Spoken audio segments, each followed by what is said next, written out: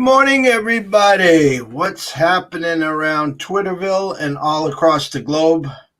My name is Jeff Dawson, your host at ECSI and your breakfast bankroll.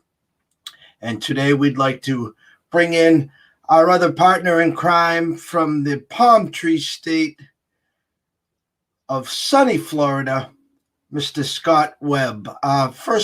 Last night, a quick update on some numbers that we do have. The underdogs did go 5-4 last night. A couple big dogs did come in. The Rangers plus 230 defeated the Yankees and Cole, and the Tigers plus 160 come through and beat the Mariners in Seattle. We had talked a little about that opening number that we thought that Kikuchi at home with Seattle opened up kind of low, enticing the public there, and it did come through. The over-unders were a 5-4, and in the NHL, the favorites go 3-0. Bruins, Canes, and Avs all come through. So without further ado here, let's bring in the man, the myth, the legend, Mr. Scott E. Webb, to the show.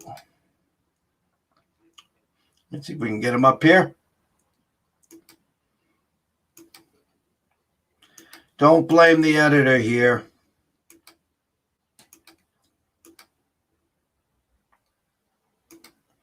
There we go, Scotty. Good morning. How are you? I'm doing great, Jeff. How are you today?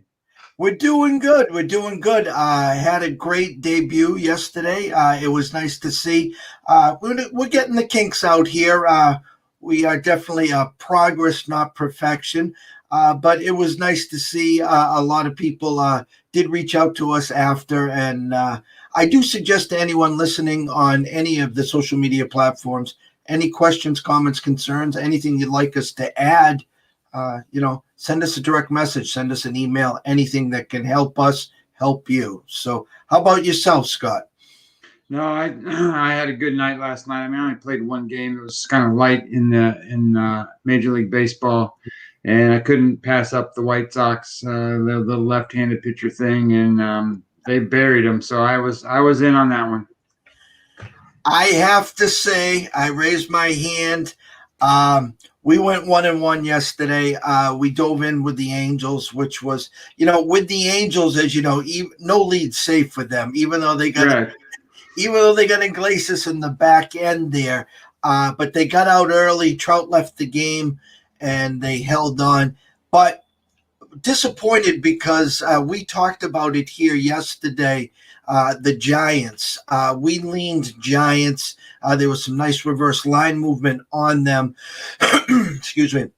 Stayed away. But, of course, I couldn't stay away. And, yes, we had the Twins. And it's almost like they have the cheat code now against the lefties. The game starts out single, walk, single. And, I think the starting pitcher's name was perfect. It wasn't J.A. Happ. It was J.A. Hapless, because that's what the Twins looked like. And they are the first official DNP on the ECSI board this year. Gutless, no sense of urgency, living on last year's laurels, and it shows, and they're just getting beaten up. Yeah, the Twins are in a bad spot. I think their offense can be a lot better if Buxton was back in the lineup. I think they miss him a lot just because he provides energy to that team, because they have Cruz and they have Donaldson that are older players, and I don't think those guys provide the energy that the team can feed off of. And last year they got a lot out of Kepler, and they got a lot out of some of these guys that, Garver and all these guys that you really don't know that well. So I don't think that they're so much overrated, but they are on the books. The books really like them. And the lines are crazy for the Twins, because I think that, again, they don't have the pitching that matches up. Maeda was a pitcher last year that was, he was like Cy Young type of guy. But now he's back to why the Dodgers released him this year. I mean, he's not that good. So they have Barrios, and that's it. And then if he doesn't win when they pitch, they're in trouble. And you talked about the Twins in last year, and I kind of compare them to a team that's doing a little better, but the consistency just isn't there, and that's the Atlanta Braves. And the Braves, I another team that has been a thorn in our side here, and I made a little chuckle yesterday afternoon when releasing the Braves. I feel that I should also have a small prop bet and have the Braves team total under because they can't just seem to fire when we do release them. And again, it showed again yesterday. What's your thoughts on the Braves, Scotty?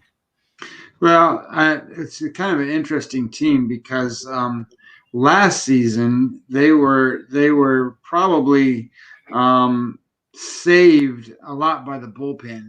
They had one of their best bullpens they've had in years there last year.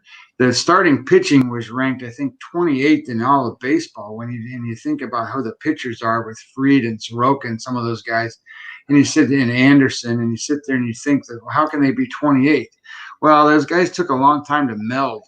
And it's showing again this year. And I think they brought in Charlie Morton to try to support that, but he's been just as bad as any of them.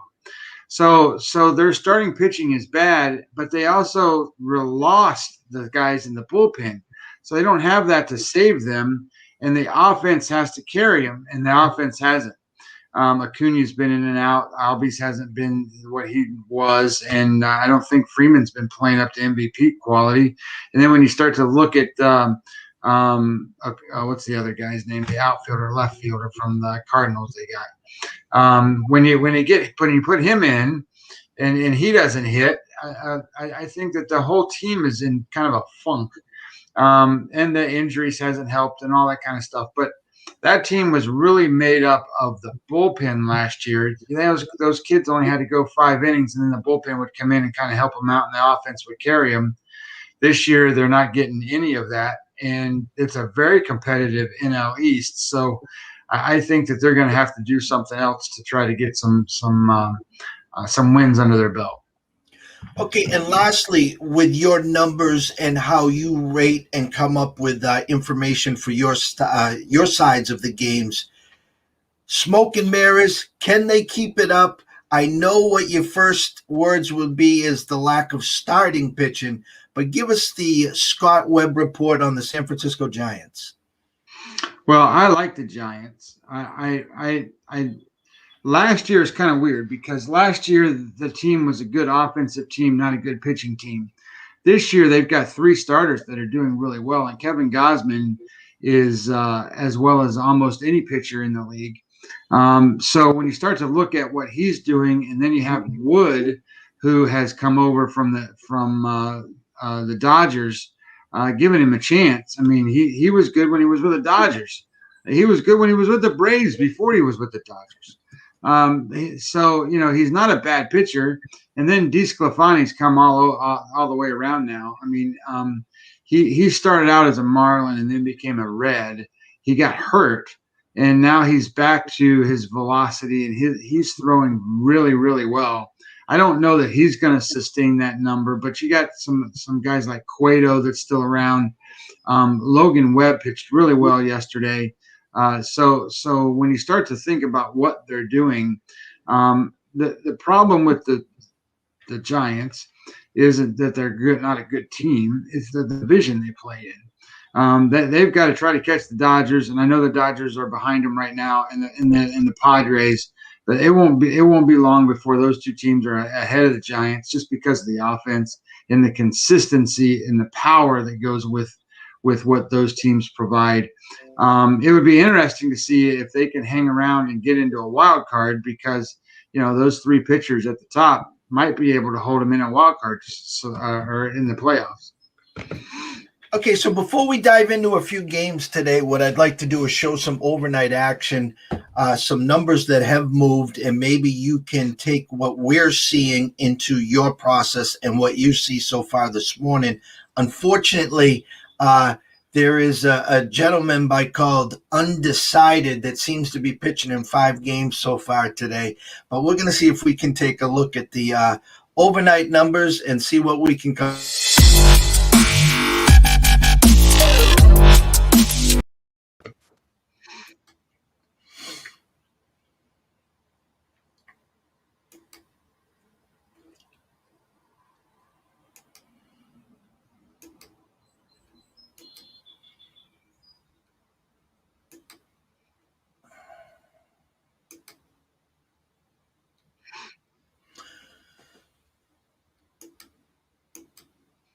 All right, first on the board will be rotation number 907, 908, 740 start.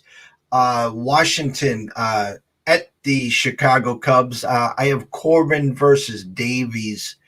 And we're basically showing initially here, Scotty, a 110s across the board with 63% of the bets and 49% of the money is coming in right now on the Cubs. But we have seen some movement initially. If I look into some of the other books towards the the Nationals here. So just make a note of that. We're keeping an eye on the Nationals right now on that game. The next game that we have seen some movement on will be, of course, one of our DNPs here, the Minnesota Twins and the White Sox. Again, do you take note in a team that puts up double digits or more into effect where it's hard to come back that next night and to duplicate something like that? I don't. Okay. What I look for is, I think that's an old school thing. I think that a lot of times when you talk to old school guys and the handicapping of what they used to do in baseball, I think there was a lot of that was kind of, I would almost call it guesswork, just by hypothesis of what they were trying to figure out. What I tend to think about is baseball teams get hot. They stay in streaks, and those streaks last for small amounts of time, and then they go away, and then they come back. So a team that usually scores 14, 15 runs in a game is not unlike to go out and score 7, 8, 9 runs the next time. They're just not. The players are hot. They're hitting. They see the ball well, and I don't think that there's a reason for that to happen, especially if they're not facing some dominant starter. A dominant starter can stop a hitting streak at any time because great pitching beats good hitting. It just does. But the reality of it is that I don't follow double digit scoring and then go and say they're not going to score that way again. I do look at certain things when it comes to how teams play, but that's not one of them. Okay, so here will be rotation number 919, 920, a 740 start. White Sox wheel out Lance Lynn, and Minnesota with Michael Pineda. White Sox opened up 119, currently at minus 115. 82% of the bets, 88% of the money is coming in on the White Sox, and as well as it should be. We have seen a $4 drop on the White Sox, creating what we call here is reverse line movement. I think yesterday the total ended up being like a 90-10 all on the White Sox. The word's out. I mean, I think that makes it 16 straight now, and like 26-3 their last 29 versus lefties. They got the cheat code, Scotty. I'm telling you, they got the cheat code. We got a couple more we'll run down, and then we'll go right over to some of your selections and talks for today. Rotation number 925, 926, 940 start. Houston travels to Oakland. Mr. Javier versus Manea, a great pitching matchup there. And see what we see here. Again, we're showing on the graph flat 110s across the board here. 64% of the bets, yet only 35% of the money is coming in on Houston. And we were seeing some movement on the Houston side. And currently, let me take a quick look here. A little reverse line movement early towards Houston, minus 109 here at Circa, minus 107 at Caesars. So that will be interesting there. So we'll keep an eye on that. And the last game that we had talked about again yesterday, little intriguing to start, where, Detroit has struggled so bad this year, or consistently at least. And Seattle today opened up such a short favorite, 10-10 start, 927, 928 on your rotation. Detroit sends out Turnbull versus Seattle Dunn. And as you can see here, Seattle opens up at 125, currently at 118. You could have grabbed the Tigers at plus 105, currently now minus 102. But you're seeing 71% of the bets, 52% on the money coming in on Seattle. Yet that line has dropped 7 cents. And we basically here at ECSI talking about some reverse line movement there, and something to keep your eyes on there as the day progresses. So with that being said, Scotty, let me see if we can get us back here. Talk to us what you're seeing today. Well, I looked at some of my numbers compared to what the opening numbers are or what the current lines were. I'm showing some significant line change variance in what I do in the White Sox game.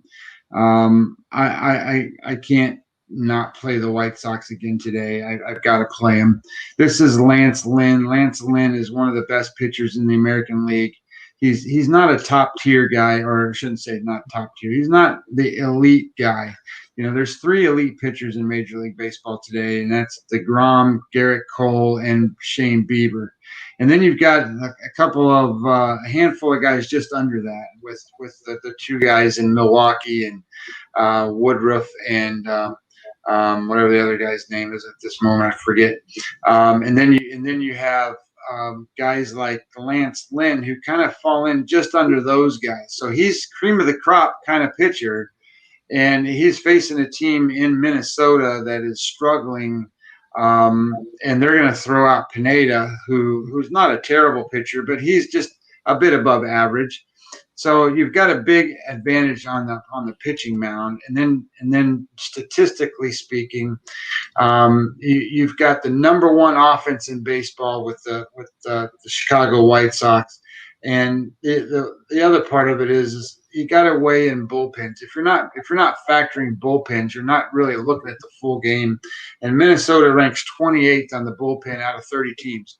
So even if Pineda throws pretty well and keeps them in the game for a little while, I don't think that holds up for the entire length of the game. And the White Sox have a top 5 bullpen. So there's a lot of things here that I kind of like about that game. My number in that game was minus 157 is what I made the White Sox, and then I looked at them at getting, let's say, 118, and that's a lot of variance. And for every variance numbers that you look at from my line to what the actual line is, I call that EV positive. Those are my expected value positive numbers.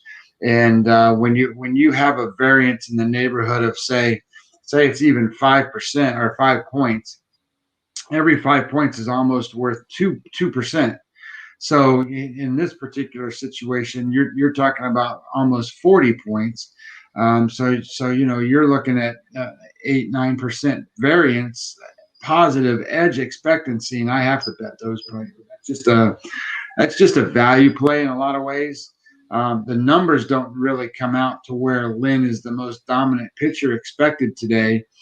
His Sierra number is 482 and Pineda is 403. So I was kind of surprised by that.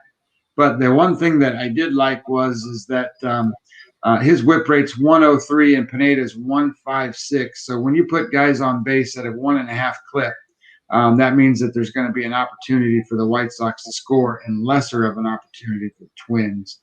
So I like that game. I can't stay away. It's just too much offense and too much poor pitching for Minnesota for me not to do that. And then I don't know if you've got numbers on this game. The Boston Red Sox. You got numbers on the Red Sox? Yeah, I do actually. It came up late because Ryu was not listed there for a little while. Yeah, I'm looking at my Don Best right now, and I have Ryu opened up minus 138 at Pinnacle and 145 at Chris. Currently, 77% of the bets are coming in on the Red Sox. So the tickets are moving on the Sox with Rodriguez.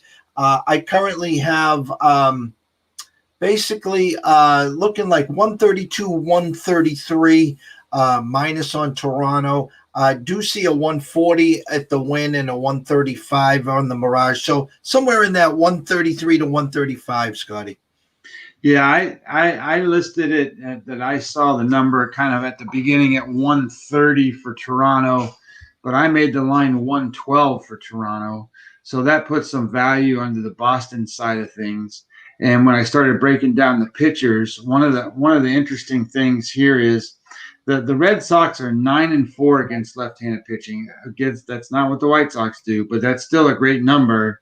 They're number 4 in all of baseball against left-handed pitching. That means that, and they're 118 weighted runs created plus. So that means they're 18% better than an average offense against left-handed pitching, and they don't mind playing on the road. They're 12-5 on the road. The Red Sox are, and then when you start to flip it to the other side and you start to look at what Toronto's doing, Toronto's got a number 21 bullpen right now, and Boston's number 10. So I looked at it as though Ryu and Rodriguez are pretty comparable in this spot. Rodriguez has a 3.58 Sierra number and Ryu 3.79. So there's not much difference there. And if you look at it from a perspective of offense, that, Boston and Toronto's got the 4th ranked offense, and I think Boston's got the 6th ranked offense. So they're both right there. So I kind of like the idea that you've got a coin flip game, but not a coin flip line. So I'm going to take the value and take the Red Sox today. And the Sox do have a great record when they send Erod to the mound. I think they had won, like, before his last start, they had won, like, if the numbers are correct, 15-3 his last 18 starts. Now, how far are you from the Blue Jays Stadium? I'm not that far. I mean, I'm probably in the neighborhood of, I'm guessing, 30-minute drive. Absolute launching pad that has been. The ball's carried great, and we were able to hit a few overs on them before the market caught up to their numbers. Kind of interested here. It opened at 9.5. It has already dropped to 9 with big heavy numbers and splits on the over, yet is dropped to half. So kind of expecting what we would say a pitcher's duel, keeping it under 9. I mean, preseason, I loved Toronto's lineup. I loved their youth. I questioned a little of their front end. Did they have enough, especially in the East, when you're running up against like a Red Sox team and a Yankee team 18, 19 times a year. But I think this is going to be one of those teams that is going to be extremely dangerous as the kids get a little older and they start to add a little more of that pitching. Well, I think that's the case, and I think that they've done really well considering George Springer hasn't really played. So you get a bat like that back in the lineup, that just makes it so much deeper. When you got a guy like that in the front, and then you start stacking up the hitters. I think that's really good. I think they got a lot out of Steven Matz at the beginning of the season. I think he's fallen back into what he normally is. But I think somehow down the line or somewhere down the line, they might have fixed Robbie Ray. Robbie Ray is doing really, really well, and his walk rate is much lower than what he had in the past. So if you can throw Ryu and you can throw Robbie Ray out there, and then hopefully hit with some of these other guys down the line, because they've got a guy named Pearson who throws 100 miles an hour. I mean, that kid's something else. He just can't stay on the field. In looking at their data, they have probably already the most starting pitchers that in the league. Just trying to flip over there for a second, but they have had in the neighborhood of, I think, 12 or 13 starting pitchers already, and that's like, in my mind, that's like crazy numbers beginning of May. Because most of the time these guys are pretty much set in what they're trying to do and have sort of a thing. There it is, 12. Yep, they have 12 starting pitchers so far, and I just can't see, and those guys really aren't opener type guys. I mean, they've been throwing them out there, so that's an area where they do need to get better. I mean, you've got 2 pitchers, and that's really it: Robbie Ray and Hyunjin Ryu, and I'm not sure what they've got after that. But so far, smoke and mirrors on the mound have gotten it done because their offense has been really good. All right. Day two here. Basically, in a nutshell, closing thoughts for everyone. You did talk White Sox. Anything for the listeners, the viewers to keep an eye on? Make sure you give us your where we can sign up for your emails, following you on social media, etc. Yada yada yada. Yeah, I mean, I think you had mentioned that launching pad area for the Blue Jays park today, and one of the things I looked at in that game, the wind is blowing straight in from left field at 18 miles an hour today. So that's a strong wind coming in.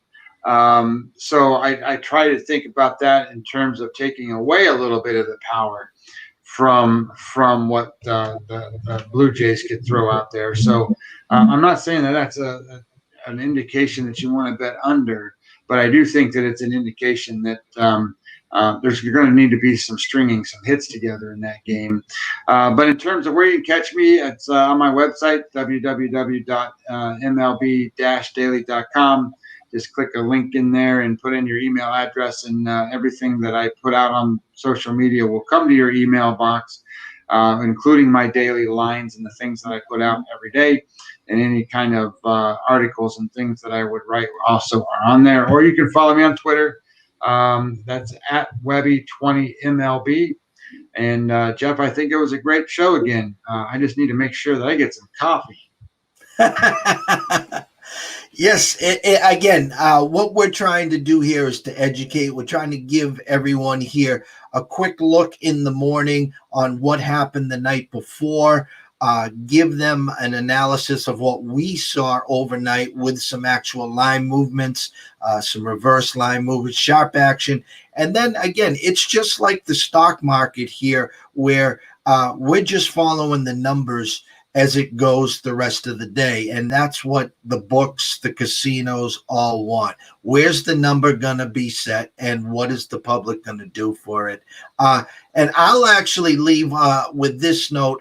We did have 3 games to check the boxes here, and we will throw out an ECSI freebie to everyone. Again, we're big on opening numbers here, and we smelt it yesterday, and we're going to follow up with it again today. Rotation number 927, 928. Initial thoughts is Seattle at home, coming off a loss, really should be looking to bounce back. And they opened up at minus 120, currently at minus 118. We're seeing some great reverse line movement here. So anyone listening here want to go out and jump on the Tigers right now with Turnbull plus 108, plus 107. Again, sprinkle a little pizza and beer money or something on it. But again, we'll see where that number ends up today. It'll be interesting to see if the public jumps on Dunn, not respecting the Tigers and able to win 2 in a row. But you can follow me at EC Sports Invest on Twitter. www.eastcoastsportsinvestors.com is our website. And our email is eastcoastsportsinvestors@gmail.com. Scotty, been a great show. Go grab some coffee. Enjoy the day. And we look forward to connecting with you down the road and hopefully tomorrow. We'll see. We will talk about that one. So enjoy. Yep, thanks, Jeff. No worries. Have a great afternoon. You too.